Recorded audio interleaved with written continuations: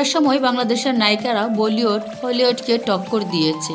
তবে কালের পরিবর্তনে পিছিয়ে পড়লেও কলকাতার নায়িকাদের চেয়ে কোনো অংশে কম যায় না বাংলাদেশের নায়িকারা। তো আজকের পর্বে আমরা জানবো বাংলাদেশের নায়িকারা প্রতিটি সিনেমা করার জন্য কে কত টাকা করে পারিশ্রমিক নেন। তো চলুন শুরু করা যাক। নাম্বার 1, মৌসুমী। 1993 সালে কিয়ামত থেকে কিয়ামত ছবির মাধ্যমে রূপালী পর্দায় আসে মৌসুমী। প্রথম ছবিতে 1 লাখ টাকা পেলেও জনপ্রিয়তা বাড়ার সঙ্গে সঙ্গে এই অঙ্ক 7 থেকে 8 লাখ টাকা পর্যন্ত উঠে। বর্তমানে এখন আগের মতো সিনেমা না করলেও গল্প বেছে বেছে কাজ করছেন মৌসুমী। এখন ছবি প্রতি তিনি পারিশ্রমিক নেন 4 লাখ টাকা করে। 2, পূর্ণিমা। এ জীবন তোমার আমার চলচ্চিত্রের মাধ্যমে অভিনয় জীবন শুরু করে পূর্ণিমা। প্রথম ছবিতে পারিশ্রমিক পেয়েছেন মাত্র 1 লাখ টাকা। এরপর জনপ্রিয় হওয়ার সাথে সাথে পারিশ্রমিকের পরিমাণও বাড়তে থাকে। তবে বর্তমানে পূর্ণিমা বেশ কয়েক বছর ধরে বড় পর্দা থেকে দূরে আছে। সবশেষ ছবির প্রতি তিনি পারিশ্রমিক 6 থেকে 7 লাখ টাকা পর্যন্ত নিয়েছেন। 3, পপি। 1997 সালে কুলি ছবির মাধ্যমে বড় পর্দায় আসা নায়িকা সাদিকা পারভিন পপি খুব অল্প সময়ে জনপ্রিয় হয়ে ওঠেন। তিনি পারিশ্রমিক নিয়েছেন 2 থেকে 7 লাখ টাকা পর্যন্ত। 4, অপু বিশ্বাস। নায়িকা হিসাবে অপু বিশ্বাসের যাত্রা শুরু হয় 2006 সালে কোটি টাকার কাবিন চলচ্চিত্রের মাধ্যমে। প্রথম ছবিতে 3 লাখ টাকা পারিশ্রমিক পেলেও একটা সময় অঙ্ক বেড়ে 15 লাখ টাকায় থামে। তার অন্যতম কারণ ছিল 2007 সালের পর থেকে শাকিব খান অপু বিশ্বাসের জুটি মানে সকল ব্যবসায়ের সিনেমা। তমুল জনপ্রিয় হওয়ার কারণে তখন শাকিব খান অপু বিশ্বাস দুজনেই ছবি প্রতি মোটা অঙ্কের টাকা দাবি করতেন।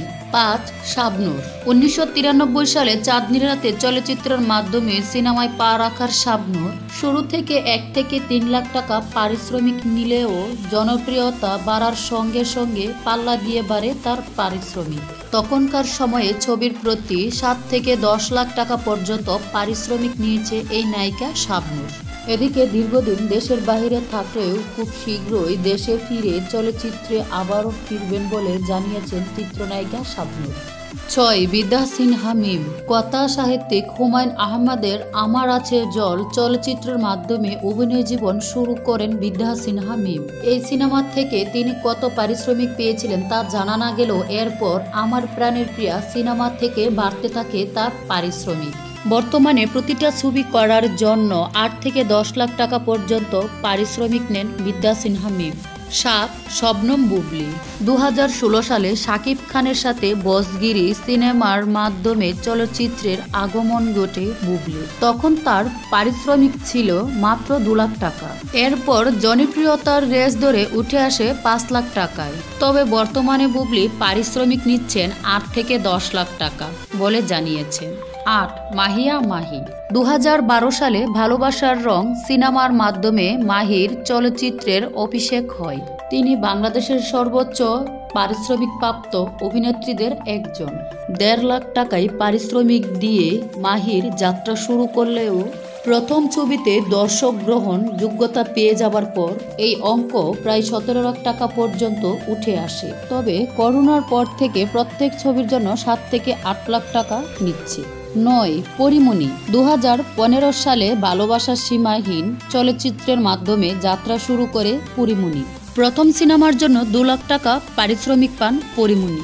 এরপর 3 থেকে 4 লাখ পর্যন্ত ছবির প্রতি পারিশ্রমিক নিয়েছেন পরিমণি। তবে সাম্প্রতিক সময় তিনি 10 থেকে 12 লাখ টাকা পারিশ্রমিক নিচ্ছেন বলে কোনো এক সূত্রে জানা গেছেন। 10, নুসরাত ফারিয়া। বাংলার চলচ্চিত্রের পারিশ্রমিকের মাধ্যমে শেষের দিক দিয়ে রয়েছে নুসরাত ফারিয়া। 2015 সালে বাংলাদেশের ভারতীয় প্রযোজনার আশিকি সিনেমার মাধ্যমে এই বড় পর্দায় আসার নুসরাত ফারিয়া। শুরু থেকে ছবির প্রতি তিনি 8 থেকে 10 লাখ টাকার পারিশ্রমিক নিয়ে কাজ করেছেন তিনি। বর্তমানে সিনেমার ইন্ডাস্ট্রির অবস্থা ভালো না হলেও এখনও নুসরাত ফারিয়া প্রতিটি সিনেমা করার জন্য পারিশ্রমিক দাবি করে থাকেন 15 লাখ টাকা করে। প্রিয় দর্শক, তালিকায় থাকা এই সকল নায়িকাদের মধ্যে আপনার পছন্দের নায়িকা কে এবং কে সেরা নায়িকা কমেন্ট করে জানিয়ে দিন আপনার মতামত। আর এই এমন ভিডিও পেতে আমাদের চ্যানেলের সাথেই থাকুন। ধন্যবাদ সবাইকে।